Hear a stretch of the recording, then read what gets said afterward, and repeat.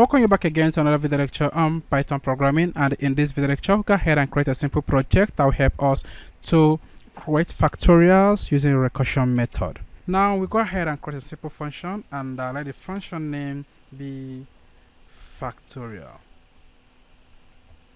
and let's go ahead and pass in the value of x right in there, and then we go ahead and say that if x is equivalent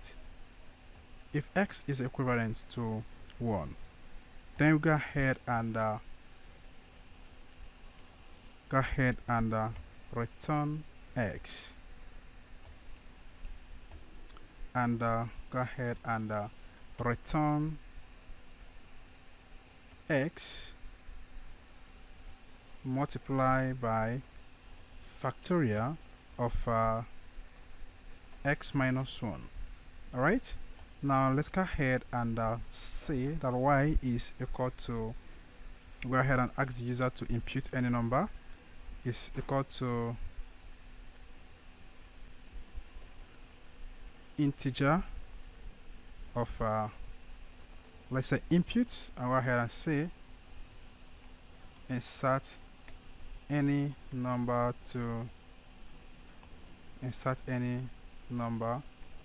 to calculate factorial.